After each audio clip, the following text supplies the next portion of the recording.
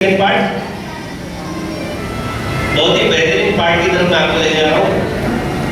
Please attentive रहना क्योंकि ये बहुत ही ब्यूटीफुल पार्ट है पूरे कोर्स का। मैंने पहला साइंस आपको मेडिकल साइंस बताया, जहां मैंने आपको बताया कि आपका subconscious mind most powerful mind है, 90% पार्ट, और सारी चमत्कारिक शक्ति सबकॉन्शियस माइंड के पास है। तो फिर आपके पास एक क्वेश्चन तो आया हुआ है, सबकॉन्शियस माइंड है किधर, है ना? इसको एक्टिवेट करना है, लेकिन जगह तो मालूम पड़े। जब ये जगह मालूम पड़ेगी तब तो आप वहां तक पहुंचोगे। तो फिर मैं आपको वहां की हिस्ट्री में लेके जाता हूं पहले कि ये सबकॉन्शियस माइंड है कहां, और फिर थर्ड फेज में मैं आपके पास लेके जाऊंगा कि उसको एक्टिवेट कैसे करना। और तीनों साइंस को आप मिक्स करके विजुअलाइज करना, आपको पूरा सर्कल मालूम पड़ जाएगा। हर प्रोसेस का रीजनिंग पता चल जाएगी कि रुपया आप कैसे बना सकते हो, मटेरियल आप कैसे बना सकते हो, रिजल्ट अपने चाहत का कैसे पा सकते हो, 90% पाना है तो कैसे पा सकते हो, बंगला चाहिए तो कैसे पा सकते हो, हेल्थ चाहिए तो कैसे पा सकते हो। अगर बीमारी को ठीक करनी है और फिर कोई भी क्रोनिक डिजीज हो, मैं तो इतना भी बोलता हूँ कि कैंसर हो, HIV हो, कोई नॉन ट्रीटेबल डिजीज हो, तो भी उसको प्रोलॉन्ग कैसे कर सकते हो, वो भी ये साइंस समझ जाओगे तो आप इजीली कर पाओगे। Anything and everything is possible. तो साइंस को हम लोग समझने चलते हैं। सबसे पहले मैं आपको फिलोसॉफिकल साइंस पे लेके जाऊंगा।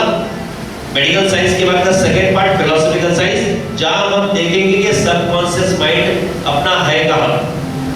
तो फिलोसॉफिकल साइंस में एक सामख्य प्रिंसिपल है जिसने इवोल्यूशन थ्योरी बताई है। ये मैं जब अभी पोस्ट ग्रेजुएशन योगा कर रहा था तब मैंने सीखा, और ये इवोल्यूशन थ्योरी प्रूव्ड थ्योरी है फिलोसॉफिकल साइंस की, और जिसको ऋषि मुनियों से आज नहीं एक नहीं कई थीसिस पूरी थ्योरी है। आप इंटरनेट पे जाओगे, खाली कीवर्ड डालना, आपको पूरा इंफॉर्मेशन मिल जाएगा। This is one of the best known principle of any philosophy which says कि a world is a dual world. Duality है, ड्यूअलिटी मतलब है सुख है तो दुख है, प्यार है तो नफरत है, दर्द है तो सुख है, बीमारी है तो हेल्थ है, गरीबी है तो अमीरी है। ड्यूअलिटी पे वर्ल्ड चलता, दूसरे के अलावा तीसरी चीज नहीं होती है। तो दो ही चीजें ना, सुख होगा तो दुख नहीं होगा, गरीबी होगी तो अमीरी नहीं होगी, दर्द होगा तो हेल्थ नहीं होगी। तो ये दो ही चीज पे चलती। तो उसने उनका प्रिंसिपल बोलता है कि world is on the base of duality. Duality मतलब दो चीजों से ही पूरा इवोल्यूशन हुआ है। इंसान या मैटर, कोई भी मैटर हो, ये आपकी पृथ्वी हो, आपके पृथ्वी के ऊपर का पत्थर हो, आपके पृथ्वी के ऊपर के झाड़ हो, लिविंग थिंग्स हो या नॉन लिविंग थिंग्स हो, ये जितने के जितने चीजें बनी है, इवोल्यूट हुई है, बन के तैयार हुई है, इसकी जो थियरी है ये कैसे तैयार हुई, तो इसका उन्होंने प्रिंसिपल बताया है। ये इवोल्यूशन थियरी बोलती है कि वहां दो बेस है। जैसे हम लोग ने हर लोगों ने अपनी अपनी थियरी बनाई कि मनु और ये मिल गए थे, इवोल्यूशन हो गया, लेकिन इसके अंदर ऐसा है प्रकृति और पुरुष ऐसे दो पदार्थ हैं यूनिवर्स में जिससे इवोल्यूशन हुआ। पुरुष जो है नॉन एक्टिव है, जिसको हम लोग ब्लिस बोलते हैं, सच्चिदानंद आनंद, जिसको इंसान का जो एक्सट्रीम गोल है वो आनंद का गोल है। हम हर चीज किस लिए करते हैं? आनंद को पाने के लिए करते हैं। हम अगर पैसा भी कमा रहे हैं तो जिसका एंड रिजल्ट अगर आपको पूछूं कि एंड रिजल्ट आप क्या चाहते हो, तो आप बोलेंगे सुख, आनंद। अल्टीमेटली आनंद की इच्छा रहती है ना। आनंद मतलब अपना स्वभाव, सच्चित आनंद हमारा बेस स्वभाव है।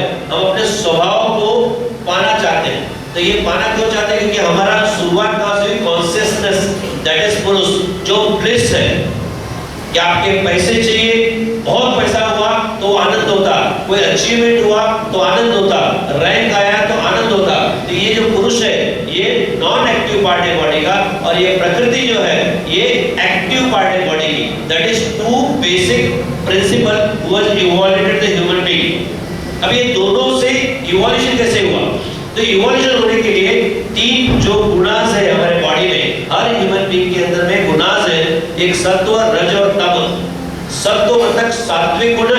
आप सात्विक गुण की बात करो तो जितने भी स्पिरिचुअल पर्सनालिटीज हैं वो फुल ऑफ सात्विक गुण रहते हैं, जो सिर्फ उसकी पूरी कैरेक्टरिस्टिक्स तत्वों के हिसाब से थे, उनके पदार्थ, जैसे आप जैनपुरी में देखो कांदा ये सब नहीं खाते क्योंकि वो सात्विक पदार्थ है, उस सत्व तक पहुंचने के लिए जाते हैं कि उसका जब प्रेडोमिनेंट होता तो आप स्पिरिचुअलिटी के लेवल पे जाते हो। आप रज एक्टिविटी का शोधक है, एक्टिविटी बताती, और तमा जो है वो आदमी को लेथार्जी करता, वीक करता, ब्लैक करता, निगेटिव करता। ये तीन गुण स्टेबल जब रहते हैं तब ये दोनों स्टेबल थे, लेकिन तीनों गुणों के अंदर वाइब्रेशन आया। Vibration is the cause of everything. तो वाइब्रेशन जब हुआ तो तीनों गुणों के वाइब्रेशन की वजह से प्रकृति हिली, और प्रकृति जब हिली तो प्रकृति हिलने से ये दोनों मिक्स हो गए, और वो जब दोनों मिक्स हो गए तो नॉन एक्टिव सब्सटेंस के साथ एक्टिव सब्सटेंस मिलके एक नया इवोल्यूशन हुआ। और मानव का जब जन्म हुआ, इवोल्यूशन हुआ, तो सबसे पहले बना महत मतलब माइंड। सबसे पहला पार्ट जो बना वो अपना महत था। महत के बाद में जो पार्ट बना वो अहंकार, ईगो, जो आदमी को ब्लॉक करता है, उसके बाद बना मन, और ये प्राण शरीर है। और जब ये मन बना तो ये तीनों प्रेडिक्टेड के हिसाब से सबसे पहले बाकी इवोल्यूशन से बने वो पंच महाभूत बने। पंच महाभूत पृथ्वी, जल, वायु, अग्नि और आकाश, ये पंच महाभूत अपने शरीर के अंदर पंच महाभूत है। उसके बाद पांच कर्मेंद्रियां बनी अपनी शरीर की। पांच कर्मेंद्रियां मतलब दो हाथ, दो पैर और जेनिटल ऑर्गन, ये जो काम करने वाली इंद्रियां हैं। फिर पांच ज्ञानेंद्रियां बनी, पांच सेंस ऑर्गन। जो हमारा पांच सेंस ऑर्गन कौन सा है? आपकी आंखें, आपका नाक, आपके कान, आपकी जीवा और आपके स्किन। और ये सेंसरी ऑर्गन से पांच उनके बाय प्रोडक्ट बने, जो उनके काम करने वाले तरीके हैं। उसमें क्या था? Vision, smell, hearing, taste and touch. ये 24 इवोल्यूट्स हैं हमारे फिलोसॉफिकल साइंस के हिसाब से। तो ये जो है, ये जो पार्ट है, ये अपना स्थूल शरीर का पार्ट है। इंसान के, मानव के स्थूल शरीर, जो हमारा ये शरीर है, इसका इवोल्यूशन कहां से हुआ? बेसिकली पुरुष प्रकृति के साथ में जब इवोल्यूशन चालू हुआ तब जाके ये पूरा का पूरा इवोल्यूशन हुआ। और जब हम लिबरेशन थ्योरी की बात करते हैं, मोक्षा की बात करते हैं, जो हमारे संत महात्माएं जो मोक्ष लेके गए हैं, वो गौतम बुद्धा हो, महावीरा हो, या जितने भी लोगों को आप जानते हो, तीर्थंकर हो, इन लोगों ने क्या किया है? इस प्रोसेस को ऊपर तक लेके गए। उस प्रोसेस को जब ऊपर लेके गए तो कॉन्शियस तक गए हो, कॉन्शियसनेस तक उनको पहुंचना है। तो कॉन्शियसनेस में जब वो पहुंच गए तो that is a stage of mukti, that is stage of liberation, जो अल्टीमेट गोल है ह्यूमन लाइफ का। लेकिन वहां तक जो नहीं पहुंच पाए वो बीच में अटके रहे। इसके लिए कई जन्मों की यात्राएं लगती है। पिछले जन्म के कर्म, इस जन्म के कर्म, हर चीज के द्योतक होते हैं। तो ये जो पार्ट बना वो पार्ट वहां से बना, तो उसकी वजह से ये पूरे इवोल्यूट्स तैयार हुए। और जो बीच में अटक जाते हैं, क्योंकि इसमें लिबरेशन थ्योरी में अगर आप देखोगे तो लिबरेशन थ्योरी में आपने अगर नेट पे जाके पढ़ाई किया, नेट पे देखा, स्टडी किया, तो आपको पता चलेगा जब मोक्ष के रास्ते में कोई सिद्ध महात्मा जाता है तो उसका एक स्टेज आती है जहां उसको मिरेकलस पावर मिलने लग जाती है। और जो मिरेकलस पावर मिलते हैं तो अगर मिरेकलस पावर में अटैच हो जाए तो उसकी मुक्ति नहीं होती, क्योंकि उस साइंस के हिसाब से वो चमत्कारिक पावर जब उस गुरुओं को मिलते हैं, वो संत महात्मा और ऋषियों को मिलते हैं, तो चमत्कारिक पावर उनका ऑब्स्ट्रक्शन होता है, उनके लिबरेशन के स्टेज का ऑब्स्ट्रक्शन। और वो ऑब्स्ट्रक्शन में अगर अटक गए तो मोक्ष नहीं मिलना है, क्योंकि तब वो कॉन्शियसनेस तक नहीं पहुंचेंगे, अपने बेसिक जहां से इवोल्यूट्स हुए वहां नहीं पहुंचेंगे। इसके लिए वही रुक जाते हैं, और वो जहां रुकते हैं उस स्टेज को हम बोलते हैं सबकॉन्शियस माइंड। अब आप उसको ध्यान से देखेंगे तो पांच शरीर, ऐसा कहने में हरकत नहीं आपको समझाने के लिए कि पंच कोश का शरीर है अपना। एक शरीर जो हमारी फिजिकल बॉडी है, ये हमारी फिजिकल बॉडी है जो हम है। इसके ऊपर का जो शरीर है, जब आप प्रोसेस में जाओगे तो आप पहुंचते हो कहाँ? वाइटल फोर्स, प्राणमय शरीर को, जो उसके ऊपर का आवरण है, जो आपके शरीर के बाहर का शरीर है, जो वाइटल फोर्स लेके बैठा है। जब अगला प्रोसेस बताऊंगा तो उसकी साइंस बताऊंगा, वो एस्ट्रल बॉडी क्या है। वो एस्ट्रल बॉडी से ही सारे डिजीजेस होती हैं, सारे डिजीज, और इनको मूवमेंट पे लाने वाला कौन सा है? आपका मनोमय शरीर, क्योंकि आपके थॉट्स, आपका जो मन जो चीजें अट्रैक्ट करता है, बीमारी अट्रैक्ट करे, दुख अट्रैक्ट करे, सुख अट्रैक्ट करे, कोई भी चीज हम अट्रैक्ट करते हैं कि हम बोलते हैं लॉ ऑफ अट्रैक्शन वर्क्स कि हमने इस चीज को अट्रैक्ट किया और हमको मिल गया। तो ये काम कौन करता है? आपका मन, आपका थॉट्स, आपके वेव्स, आपके वेवलेंथ्स। ये जब उस चीजों को खींचता है, उस चीजों को अपने पास बुलाता है, तो उसका इंपैक्ट आता है आपके प्राणमय शरीर में। वो प्राणमय शरीर जो आपके 72,000 नाड़ियों से बना हुआ शरीर है, जो मैं आपको प्यूरिफिकेशन प्रोसेस के पहले दिखाऊंगा, वो शरीर जो आपका बना हुआ प्राणमय शरीर, वो शरीर के अंदर हर चीजें डिपॉजिट हम अपने थॉट्स के थ्रू करते हैं। खुशियां डिपॉजिट करनी है तो यहाँ से आती है थॉट से, दुख डिपॉजिट करना है तो यहीं से आता है थॉट से। जो भी चीजें हम अट्रैक्ट करना चाहे वो अट्रैक्ट होती है हमारे थॉट से, और थॉट जब अट्रैक्ट होता है तो प्राणमय शरीर उसको अडॉप्ट कर लेता और फिजिकल शरीर उसको रियलिटी में बाहर ला लेता। और ये सब चीजें इन्फ्यूज किससे होती है? आपके ज्ञानमय शरीर से। ज्ञानमय शरीर आपका वो शरीर है जहां सभी कुछ डिपॉजिट होता है। अब आप पूछोगे, मैं अभी बता रहा हूं, अभी कोई चर्चा भी कर रहा था कि हमारा साइंस कहता है कि हमारे cells, millions of cells body में एवरी मिनट्स नए बनते हैं और डिस्ट्रॉय होते हैं। ये साइंस ने प्रूव की भी थ्योरी है। यहां तक साइंस कहता है कि हर 6 महीने में बॉडी का नया ऑर्गन तैयार हो जाता, एक नया हार्ट तैयार हो जाता, एक नई किडनी तैयार हो जाती, एक नया लंग्स तैयार हो जाता, एक नया लीवर तैयार हो जाता। ये हर 6 महीने में डिस्ट्रॉय होते हैं और नए तैयार होते हैं। ये हमारा साइंस बताता है। साइंस की थ्योरी जब अगर आप नेट पे देखो तो साइंस खुद ये चीज को कबूल करता है कि एवरी मिनट सेल्स अपने डिस्ट्रॉय होते रहते हैं और बनते रहते हैं। तो ये जो बनते हैं, ये सेल्स बनने के बाद ये बहुत बड़ा क्वेश्चन आ जाता कि डिजीज से सेल क्यों नहीं बनते?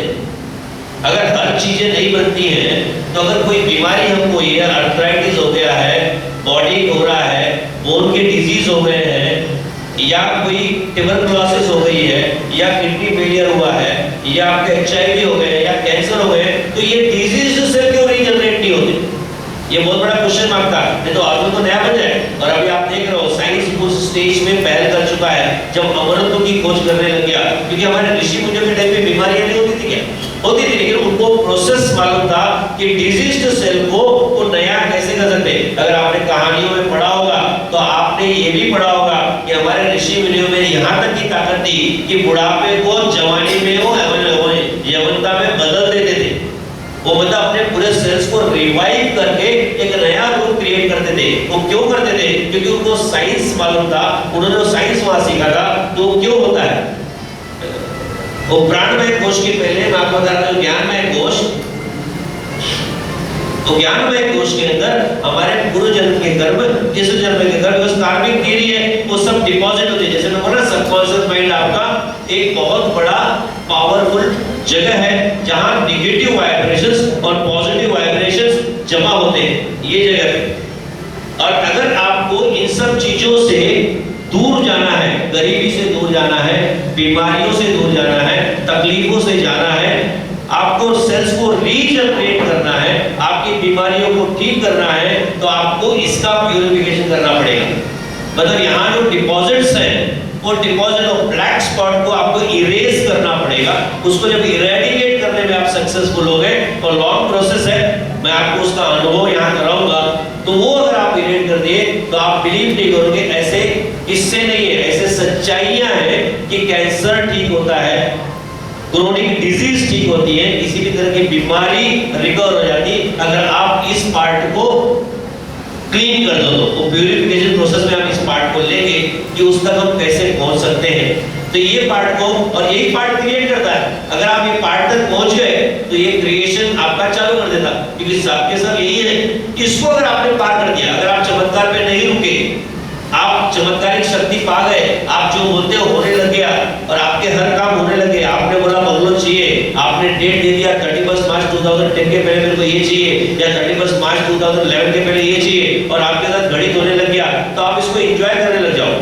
जैसे आज मैं एंजॉय करता हूँ, आज मुझे हर चीज होती है, बच्चे के साथ गेम में चीज जाने तक लगे खेलते, मेरे साथ ऐसी है, ये मेरे रोज के अनुभव है कि रोज मैं क्रिएट करता हूँ कि मुझे ये चाहिए और मुझे मिलता है, ये मेरा पर्सनल एक्सपीरियंस है। साइंस तो मैं बताता हूँ, अब मुझे भी समझ में आ गया क्यों मिलता। अब मैंने भी ये डिसाइड किया कि मैं इसको क्रिएट करना चालू करूंगा और मैंने क्रिएशन चालू कर दिया है। तो ये जो पार्ट तक आप पहुंच गए, अगर आपने चमत्कारिक शक्तियों में अपने आप को ब्लॉक नहीं किया तो आप कॉन्शियसनेस तक पहुंच जाओगे, जो फाइनल पार्ट है आनंद में शरीर। तो आपने ऋषि मुनियों और सिद्धियों को देखा होगा, जितने सिद्ध पुरुष है वो सारे मोह माया से दूर हो जाते हैं। जितने भी आप मुनि देखे होंगे या जितने भी तीर्थंकर देखे होंगे या ऋषि मुनि, उनको किसी चीज का मोह ही नहीं रहता था। और उनको आप देखो 24 घंटे खाली खुश, आनंद और आनंद और आनंद और आनंद ही रहता। वो आनंद का अनुभव आप कर लो, और वो 24 घंटे अगर आपको आनंद रहे तो आपको उससे ज्यादा क्या चाहिए? अल्टीमेटली मटेरियल वर्ल्ड में हम किस लिए हैं? आनंद के लिए ना। तो that is the final liberation stage, वहां लिबरेशन हो जाता। तो this are the philosophical science theory. मैं बहुत लंबा इसमें नहीं जाऊंगा, क्योंकि अगर आपको इसके डिटेल चाहिए तो आप इंटरनेट पे जाइए, सामाख्या प्रिंसिपल डालिए, आपको इसके बाद इतने मटेरियल मिल जाएंगे कि आप पढ़ के पूरी जिंदगी निकाल दो, भी खत्म नहीं होगा, क्योंकि इतना बड़ा थियरी है। मैंने आपको उसका जिस्ट बताया क्योंकि मुझे सबकॉन्शियस माइंड को दिखाना था कि सबकॉन्शियस माइंड है कहाँ।